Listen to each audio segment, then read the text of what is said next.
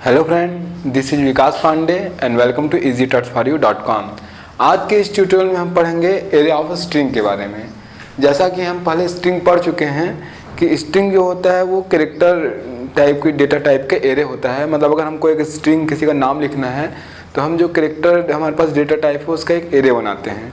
मतलब अगर हमको किसी का नाम लिखना है, उसमें मान लीजिए नाम है रमन, तो इस टाइप से ये कैरेक्टर का एरे होता है, एक स्ट्रिंग कैरेक्टर का एरे होता है। तो हमको अगर एरे ऑफ स्ट्रिंग यूज़ करना है, यानी कि ऐसा एक प्रोग्राम बनाना है जिसमें एक से अधिक स्ट्रिंग स्टोर हो सके या फिर यूज़र एंटर कर सके और बाद में उसे हम प्रोग्राम में यूज़ कर सके, तो उसके लिए हमें 2D एरे का यूज़ करना होता है। जहाँ हम एक सिंपल स्ट्रिंग के लिए कैरेक्टर के 1D एरे का यूज़ करते हैं। मतलब हम इस तरीके से लिखते हैं कैरेक्टर CH और यहाँ पर हम देते हैं साइज। तो इस तरीके से ये एक एरे होता है जो कि कैरेक्टर का है और 1D एरे होता है। यहाँ हमने जो भी साइज दिया तो इस तरीके से एक एरे क्रिएट होता है, 0 1 2 3, इस तरीके से इसकी इंडेक्सिंग होती है और वहाँ पर स्टोर एक एक कैरेक्टर हम यहाँ पर एक्सेस कर सकते हैं। इसी तरीके से और भी। तो इस तरीके से ये अगर हम स्ट्रिंग की बात करें जो कि हम पढ़ चुके हैं, वो कैरेक्टर का एरे होता है, कैरेक्टर टाइप के डेटा टाइप का। तो हम यहाँ पर चूँकि एरे ऑफ स्ट्रिंग पढ़ने वाले हैं, तो एरे ऑफ स्ट्रिंग एक 2D एरे होता है जहाँ पर जो हमारा स्ट्रिंग होता है वो रो और कॉलम में स्टोर होता है। तो देखते हैं कि एरे ऑफ स्ट्रिंग कैसे यूज़ किया जाता है प्रोग्राम में। सपोज हमको एक से ज़्यादा स्ट्रिंग स्टोर कराने हैं, तो उसके लिए हम स्ट्रिंग बनाते समय इस तरीके का सिंटैक्स यूज करेंगे। मतलब स्ट्रिंग के लिए वेरिएबल बनाते समय हम इस तरीके से सिंटैक्स लिखेंगे। हम लिखेंगे कैरेक्टर नेम और यहाँ पर 2D एरे का यूज़ किया जाएगा। तो दो सबस्क्रिप्ट आपके पास होंगे। यहाँ पर एक एक करके देख लेते हैं। पहला सबस्क्रिप्ट जो यहाँ पर लिखा हुआ है, ये जो होता है वो है नंबर ऑफ स्ट्रिंग, कि आप कितने स्ट्रिंग स्टोर कराना चाहते हैं। जबकि दूसरा प्रत्येक स्ट्रिंग की लेंथ है, जैसे मैंने यहाँ पे लिखा 10।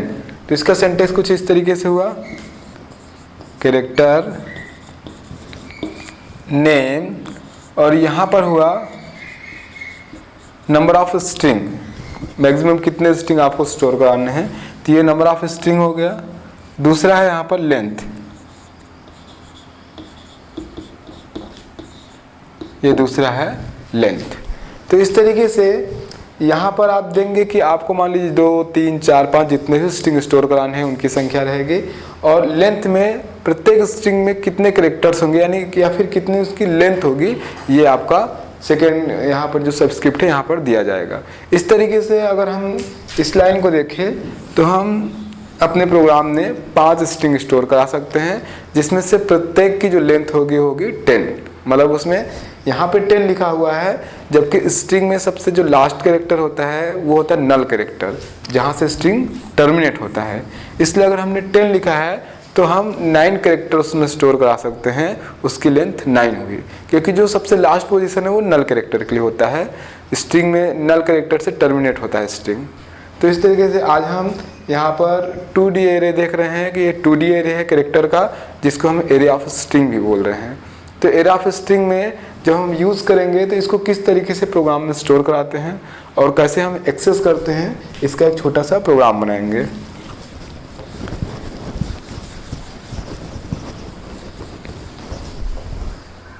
क्योंकि ये इस तरीके से स्टोर होता है मेमोरी में, रो इनटू कॉलम। तो यहाँ पर 0 1 2 इस तरीके से ये रोज हो गए। इसी तरीके से कॉलम 0 1 2 3 ये कॉलम्स हो गए। अब इसमें स्ट्रिंग स्टोर होते हैं, तो जैसे R A M A और भी स्ट्रिंग मान लीजिए और भी आगे कॉलम्स में हैं। इसी तरीके से सबके लास्ट में नल कैरेक्टर होता है। अब यहाँ पर आप देखेंगे कि अगर हमको किसी भी स्ट्रिंग को स्टोर कराना होता है या एक्सेस करना होता है, तो हमको यहाँ पर उस रो को एक्सेस करना होता है। मतलब अगर हमको हमारे पास रो का एड्रेस है तो हम पूरी स्ट्रिंग को स्कैन कर सकते हैं।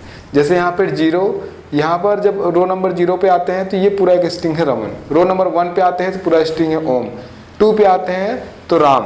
तो इस तरीके से जब हम 2D एरे की बात करते हैं तो हमें जो स्ट्रिंग स्टोर होती है वो रो वाइज रहती है। किसी भी रो का एड्रेस मिलने पर हम स्क्रीन को जो स्ट्रिंग होता है उसको स्कैन कर सकते हैं। तो इस तरीके से जब हम प्रोग्राम बनाएंगे तो यहाँ पर हम लूप लगाएंगे। जैसे हमें 5, अगर मान लीजिए 5 स्ट्रिंग स्टोर कराने हैं तो हम लूप को 5 बार चलाएंगे और एक एक करके स्टोर करा सकते हैं और उसको हम फिर बाद में स्क्रीन पर प्रिंट भी करा सकते हैं। तो एक छोटा सा प्रोग्राम बनाने जा रहा हूँ मैं, जहाँ पर यूज़र से हम स्ट्रिंग एंटर कराएंगे एक से अधिक और उसके बाद फिर से उसको स्क्रीन पर प्रिंट कराएंगे। अगर हमें स्ट्रिंग वेरिएबल यानी कि अगर जैसे हमने यहाँ पे बनाया है एरे ऑफ स्ट्रिंग, बनाते समय ही उसमें स्ट्रिंग स्टोर कराने हैं यानी एरे को इनिशियलाइज करना है, तो कुछ इस तरीके से इनिशियलाइज करेंगे, कैरेक्टर नेम, और यहाँ मैंने लिखा कि 3 स्ट्रिंग होंगे और उनमें से जो लेंथ होगी मैक्सिमम वो होगी 10। तो यहाँ पर अगर मैं स्टोर कराना चाहता हूँ कैरेक्टर का एरे, जो भी हमने स्ट्रिंग बनाया हुआ है स्ट्रिंग का एरे बनाया है और यहाँ पर डायरेक्ट मैं स्ट्रिंग स्टोर कराना चाहता हूँ यानी एरे को इनिशियलाइज करना चाहता हूँ, तो मैं इस तरीके से भी कर सकता हूँ, कॉमा सेकेंड स्ट्रिंग और कॉमा थर्ड स्ट्रिंग।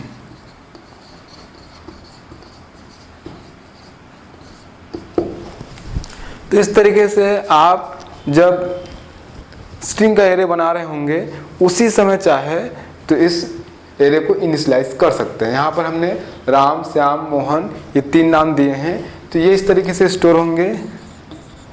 नेम 0 यहाँ पर होगा राम, इसी तरीके से नेम 1 और नेम 2 यहाँ पर होगा श्याम और मोहन।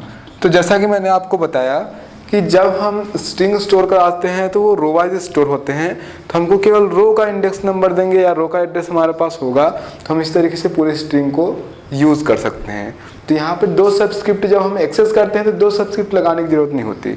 हमने यहाँ पे देखो नेम 0 रो नंबर दिया है, नेम 1, नेम 2। जबकि हम जब कैरेक्टर का एरे यूज़ करते हैं तो हम केवल और केवल उसका नाम यूज़ करते हैं, क्योंकि अगर हम एरे की बात करें तो एरे का जो नाम होता है एज अ पॉइंटर वर्क करता है। तो इसी तरीके से यहाँ पर देखिए नेम 0 हमने केवल एक सबस्क्रिप्ट दिया, नेम 1 हमको एक एक रो का अगर एड्रेस मिलते जाता है तो हम पूरा पूरा जो स्ट्रिंग है उसको एक्सेस कर सकते हैं। यहाँ पर अगर किसी स्ट्रिंग में कोई पर्टिकुलर कैरेक्टर एक्सेस करना होगा तो आपको दोनों सबस्क्रिप्ट देने की ज़रूरत पड़ेगी। जैसे अगर यहाँ पर सेकेंड स्ट्रिंग से y एक्सेस करना है तो हम इस तरीके से इसको लिख सकते हैं। नेम सबसे पहले स्ट्रिंग का नंबर जो रो नंबर है वो 1, उसके बाद कॉलम नंबर लिखेंगे तो कॉलम नंबर होगा 0 और 1, तो यहाँ पे फिर मैं लिखूंगा 1। तो इस तरीके से अगर मैं लिखूँ नेम 1 1 तो जो सेकेंड स्ट्रिंग है जो कि फर्स्ट यहाँ पे कॉलम नंबर यहाँ पे इंडेक्स नंबर 1 है और उसका जो सेकेंड कैरेक्टर है वो एक्सेस होगा यानी y प्रिंट होगा। तो इस तरीके से पर्टिकुलर एक कैरेक्टर को एक्सेस करना है तो आप दोनों सबस्क्रिप्ट दे सकते हैं। लेकिन सिंगल सबस्क्रिप्ट जो आप लिखते हैं उसका मतलब होता है कि आप किसी एक स्ट्रिंग को एक्सेस कर रहे हैं, आप उसका जो इंडेक्स नंबर रो वाइज है वो दे रहे हैं। तो इस तरीके से सिंगल सबस्क्रिप्ट के साथ आप उसकी स्ट्रिंग एक्सेस कर सकते हैं, स्टोर भी करा सकते हैं और एक्सेस भी कर सकते हैं। और अगर वेरिएबल बनाते समय ही इनिशियलाइज करना है उसकी वैल्यू तो इस तरीके से आप इनिशियलाइज कर सकते हैं। यहाँ पे 3 स्ट्रिंग है और यहाँ पे जो कैरेक्टर्स है स्ट्रिंग में देखिए जो लेंथ है वो 10 के अंदर ही है।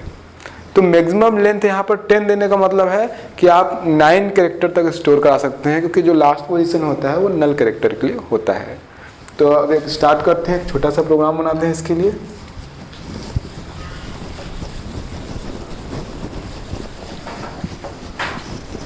स्टार्ट करते हैं हम हेडर फाइल से, हैज़ इंक्लूड std io.h, और इसी तरीके से दूसरी header file has include conio.h। Main function सबसे पहले हम कैरेक्टर का एक 2D एरे बनाते हैं। चूँकि ये प्रोग्राम एरे ऑफ स्ट्रिंग के लिए है, इसलिए यहाँ पर हम दो सबस्क्रिप्ट यूज़ कर रहे हैं, जिसमें मैंने बताया हुआ है आपको। पहला जो सबस्क्रिप्ट है यहाँ पर ये है स्ट्रिंग के संख्या के लिए, जबकि दूसरा जो है वो है उसकी लेंथ के लिए। उसके बाद दूसरा वेरिएबल बना रहा हूँ मैं आई, लूप यूज़ करना है इसलिए हमने एक वेरिएबल बना लिया आई। आगे बढ़ते हैं, यूजर को एक मैसेज देते हैं printf एंटर 3 स्ट्रिंग्स। अब चूंकि हमको स्टोर कराने हैं स्ट्रिंग्स, तो मैं फॉर लूप का यूज़ कर रहा हूँ। एरे है, स्टार्ट करते हैं 0 से, i = 0, i <3, i प्लस और स्कैनफ फंक्शन का यूज़ करेंगे। चूँकि ये स्ट्रिंग है इसलिए यहाँ पर मैं %s का यूज़ कर रहा हूँ, कॉमा वेरिएबल का नाम है यहाँ पर ch। तो जैसा मैंने आपको बताया था कि हमको केवल एक सबस्क्रिप्ट का यूज़ करना होगा, यहाँ पर मैंने लिखा chi। तो सिंगल सबस्क्रिप्ट का हम यहाँ पर यूज़ कर रहे हैं। हमको अगर रो का एड्रेस मिल जाता है तो हम पूरी जो स्ट्रिंग है उसको स्कैन कर सकते हैं। तो यहाँ पर स्कैनf %chi, तो पहले रो नंबर 0 होगा, फिर रो नंबर 1 होगा, फिर रो नंबर 2 होगा। इस तरीके से 3 स्ट्रिंग स्टोर हो जाएंगे और यहाँ पर ये फॉर लूप क्लोज। तो जब हम इस फॉर लूप से बाहर आएंगे तो जो हमारा ये एरे है यहाँ पर हमने बनाया हुआ है 2D एरे कैरेक्टर का, ये इनिशियलाइज हो जाएगा। इसके अंदर आपके स्ट्रिंग स्टोर हो जाएंगे 3, जो भी आप स्ट्रिंग यहाँ पर इनपुट कराएंगे। स्ट्रिंग इनपुट कराते समय हमने यहाँ पे साइज 10 दिया हुआ है, इसलिए आप ध्यान रखेंगे कि जो आपके स्ट्रिंग का साइज होगा वो मैक्सिमम 9 कैरेक्टर तक हो सकता है, क्योंकि जो लास्ट पोजीशन है वो नल कैरेक्टर के लिए है। इसलिए आप उसमें स्टोर कराते समय ध्यान रखेंगे कि उसका साइज जो है वो 10 के अंदर हो। अगर आप चाहें तो यहाँ पे साइज बढ़ा सकते हैं। अब हम उन स्ट्रिंग को वापस से प्रिंट करा सकते हैं स्क्रीन पर, तो उसके लिए फिर से हम फॉर लूप का यूज़ करेंगे।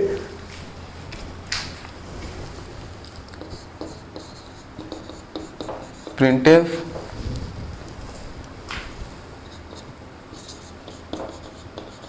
strings are, अब फिर से हम यहाँ पे फॉर लूप यूज़ करेंगे। For i = 0, i <3, i plus. अब स्क्रीन पर फिर से हमको स्ट्रिंग प्रिंट कराने, तो स्कैनफ की जगह हम यहाँ पर printf यूज़ करेंगे। printf, चूँकि ये स्ट्रिंग है इसलिए %s, कॉमा वेरिएबल का नाम ch और सबस्क्रिप्ट i। तो इस तरीके से ये फॉर लूप क्लोज हो गया। और यहाँ पर जब हम वापस से लूप को रन कराएंगे, एग्जीक्यूट कराएंगे, तो यहाँ पर जितने भी स्ट्रिंग हमने स्टोर कराए होंगे वो फिर से स्क्रीन पर प्रिंट हो जाएंगे। यहाँ पर न्यू लाइन के लिए आप चाहे तो जो % मैंने लिखा हुआ है \n न्यू लाइन के लिए यूज़ कर सकते हैं, ताकि जो स्ट्रिंग हो न्यू लाइन पर प्रिंट हो। इसके बाद ये प्रोग्राम कंप्लीट हो गया है। केवल लास्ट में आपको गेट ch यूज करना है होल्ड करने के लिए आउटपुट को, और मेन को क्लोज कर देंगे। तो इस तरीके से गेट ch और यहाँ पर मेन प्रोग्राम क्लोज।